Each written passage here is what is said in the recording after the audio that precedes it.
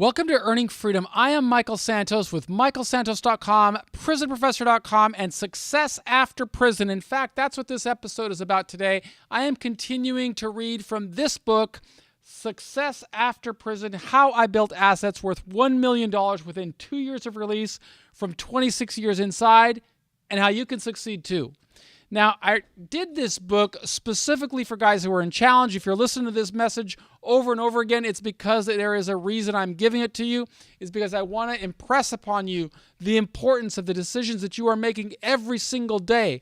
Every single day, you are making decisions that will have a direct relationship on whether you succeed through prison and whether you come back to society strong, with your dignity intact, ready to begin running in the world rather than just crawling along, hoping for somebody to give you some crumbs, okay? This course is about showing you how to create your own success.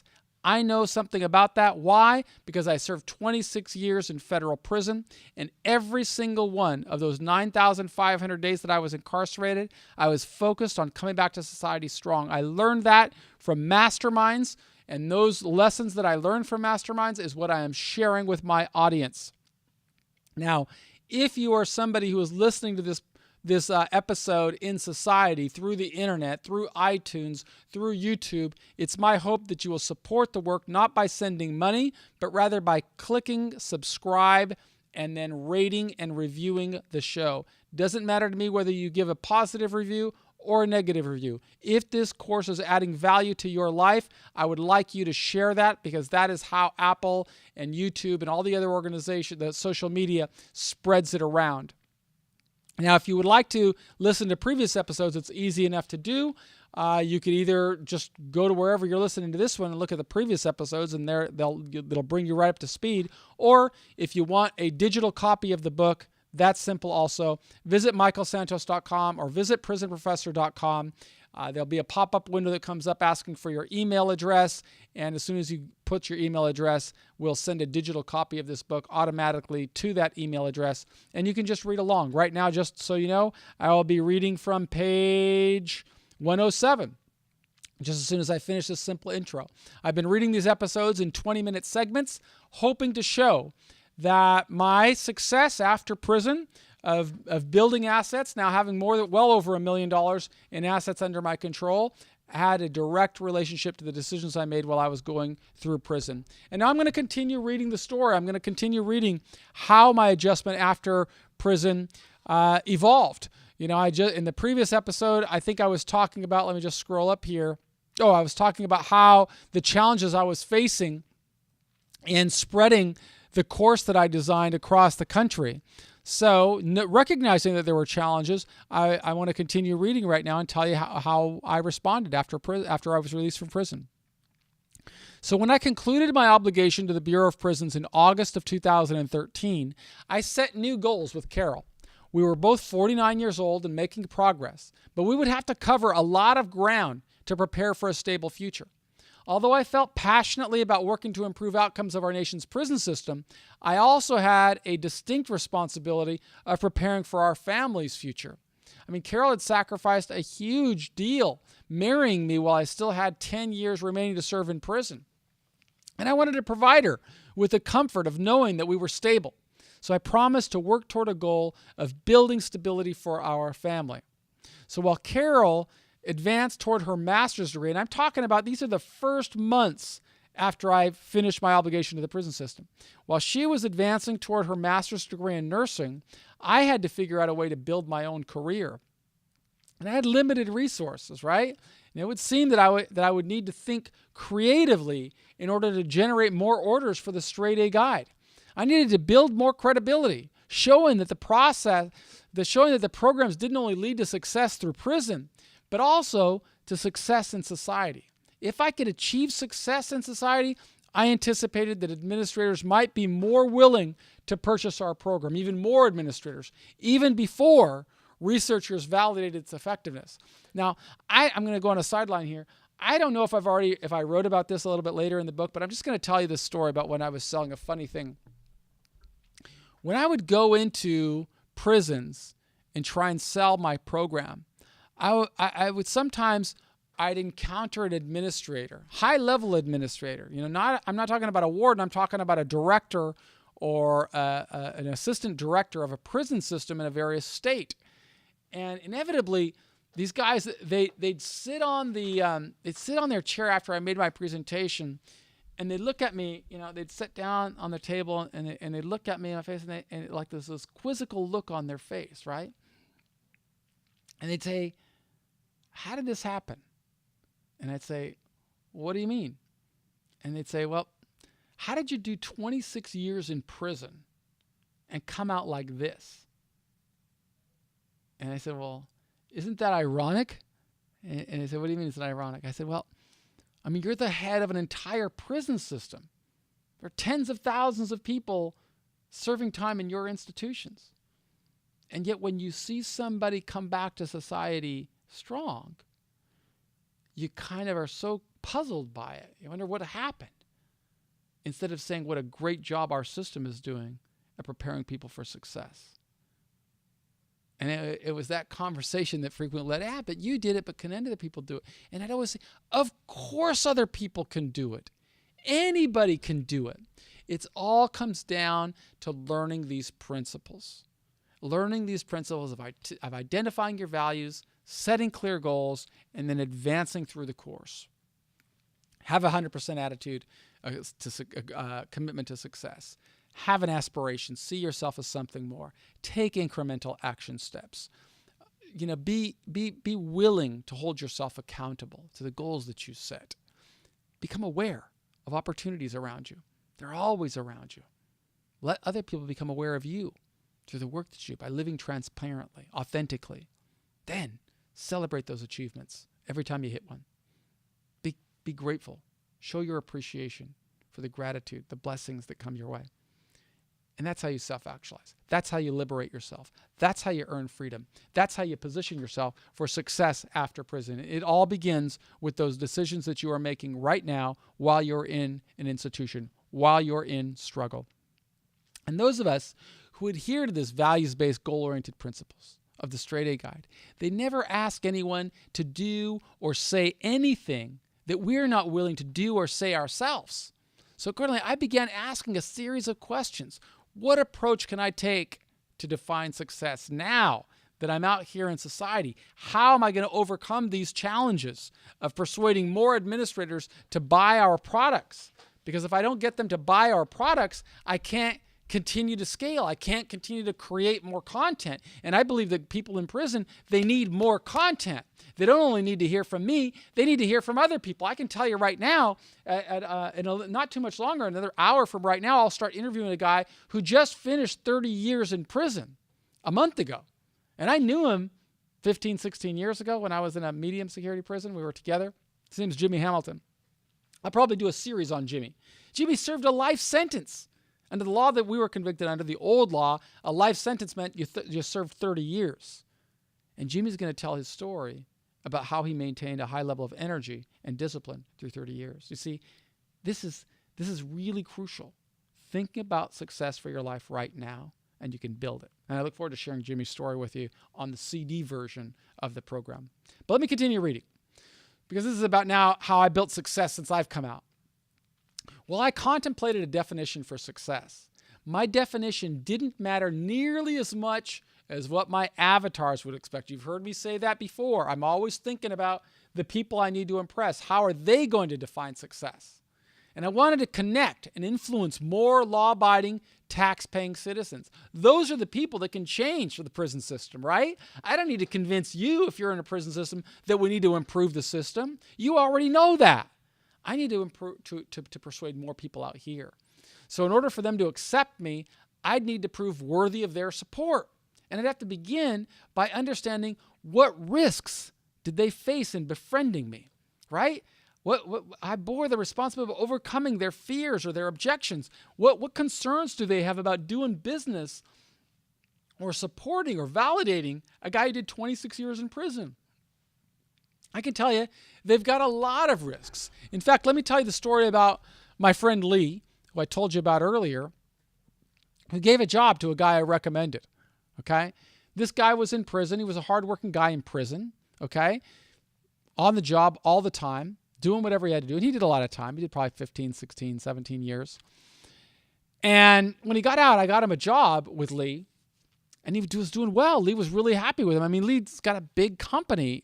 He doesn't oversee the employees, right? I mean, he's got a team, and then his team oversees another team, and then those team members assign another team. And, this guy's name was Red. He went to work for Lee in one of the yards, and, he was making about $20 an hour, which out here is pretty good living. It's like $45,000 a year, but with the opportunity to escalate and grow up and grow with the company. So after about 8 months, this guy's doing pretty well. Lee said he got a call from Red's daughter. And she said, "Can you help my dad?" And Lee said, "Well, what do you mean? I already helped your dad. He's got a job. He's doing pretty good." She said, "No, he got arrested last night." He said, "What do you mean he got arrested last night?" "Yeah, he got arrested for armed robbery. Him and a friend got arrested for trying to rob somebody, a drug dealer, and now he's in jail, and we want to know if you can help." Of course, Lee's done with him. There was no more of that. Lee asked me, why would somebody do that? I mean, he said, if Red would have called me and asked me for a loan or something like that, I'd have, given it to him right then. Why would he break the law? And I told him, here's the problem, Lee. A lot of guys say they want to do well in society. A lot of guys say they want to become successful. But when they come out, they find that it's too hard for them. Although $40,000-$45,000 a year is a pretty good job, maybe he wants something more, and he doesn't have the values in place. He's still hanging around criminal-minded people, and those guys might punk him out by saying, "What, are you too straight now to do this with us, or ride along with us, or whatever?" And the guy, instead of feeling, as if he's not a man, he'll run with him and expose himself to now. He's got, he's a habitual criminal, and he'll be in there for at least another 25 years. I don't want that for any of you guys. Anybody who's listening to this show, I want you to have success. And that success comes only when you're able to completely reject the criminal lifestyle, and only when you're able to start thinking about the people with whom you want to associate. If you want to associate with leaders, with people who are doing really well in society, you've got to understand that they are judging everything about you. They're judging the way you talk, the way you carry yourself, the way you walk, everything. And if you're hanging around people that have got a bad mindset, that's going to reflect on you, and they will see it in a heartbeat. I mean, no different. If I walked into your penitentiary right now, right? I came in and I'm walking through those gates right now. How long would it take for any of you who are watching this video to look at me and know that I'm not gang affiliated? How long would it take for you to look at me and know that, maybe I'm somebody that needs to be tried? It wouldn't take a second. Well, it's no different for you. You've got to define how you want people to see you when you come out. And these decisions that you make every single day while you're in there are going to have an enormous influence on how the world perceives you. That's what I'm always thinking about, the world that I want to impress. And that's what I'm talking about here in this lesson. Let me continue reading. Too many people emerged from prison and then reverted to crime. Now, I know that many law-abiding citizens could be cynical about supporting or doing business with a man who served multiple decades in prison. And since I aspired to persuade those people of the value that I could provide, see, I'm always thinking about them, how I could provide them with value, I knew that I needed to begin with questions about their concerns. Then I needed to build credentials, and those credentials would persuade others of my authenticity. They would have to differentiate me from people who talked about success but failed to produce. Thinking about those avatars would guide my decisions. That's what worked for me. That's what can work for you. And in addition to those avatars, I also consider the people in prison that I aspire to teach, right? If I were asking for time and attention from men who are living in prison, I needed to know, what would they expect of me? How could I earn a trust of the prisoners I left behind? How could I be somebody that they would trust to teach them and motivate them and inspire them? Because I wanted to inspire people in prison, to show them that the decisions they made inside would relate to the success they experienced outside. I had to earn their trust. And to succeed, I had to ask questions about what I could do to show people in prison that a better life awaited for them if they would use their time wisely. And so as I ask those types of new Socratic questions, it led me to a conclusion. Maybe I can't get evidence-based, but I can do something else. If I could build a financial statement showing a net worth of $1 million, others would see me as being successful. They'd see me as a player. They would see me as somebody who wasn't only talking about success, but was doing it.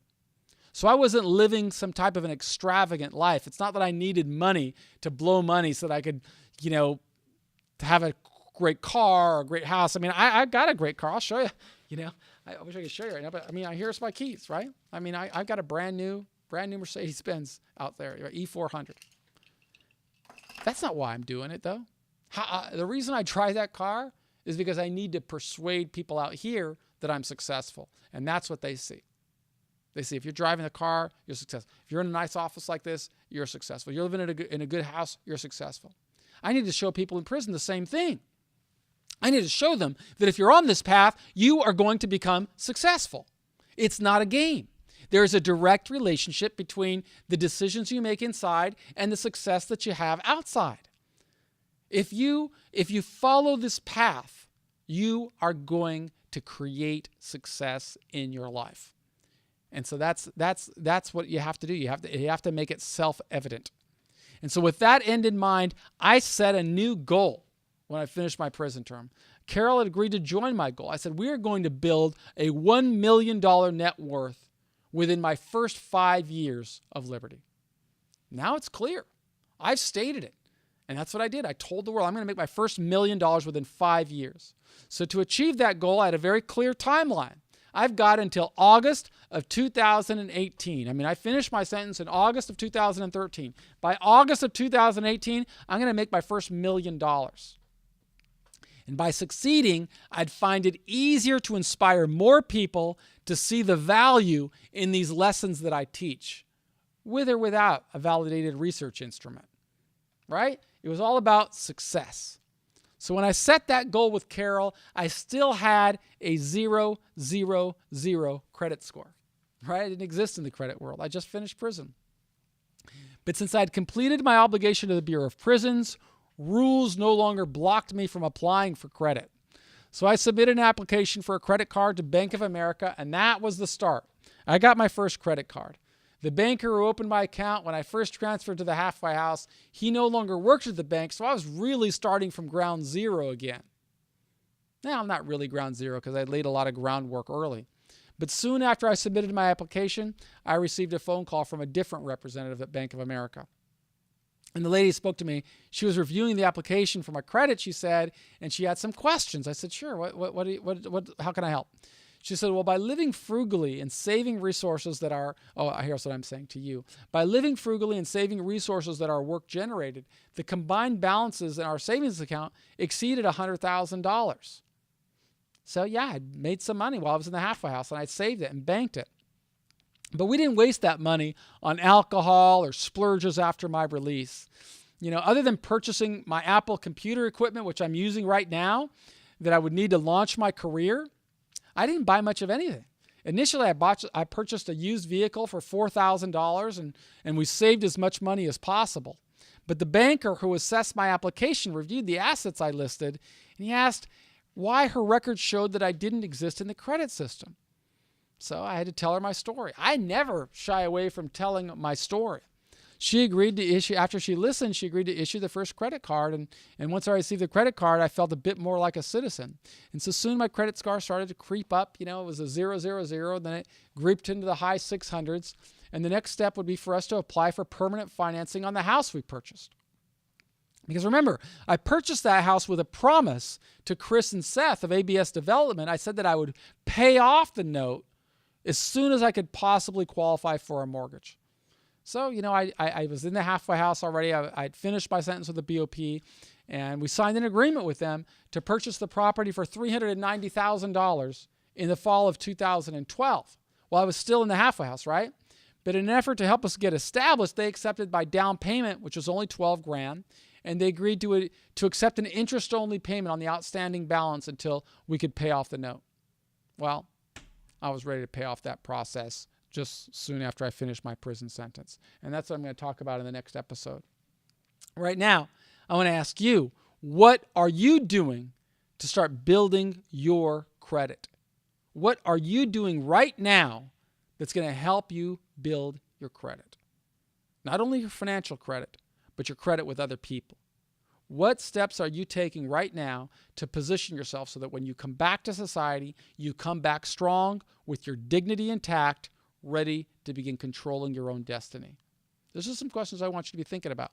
I'm Michael Santos with michaelsantos.com and prisonprofessor.com. Really grateful to be sharing this message with you on the Earning Freedom podcast and on the Success After Prison podcast. Get your free book. Really simple. Go to michaelsantos.com, enter your email address, and I'll send you a free digital copy. Really appreciate it if you could follow me on the social media, especially on my podcasts.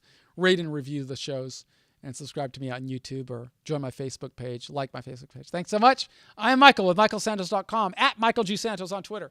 Looking forward to giving you more information tomorrow. Thanks.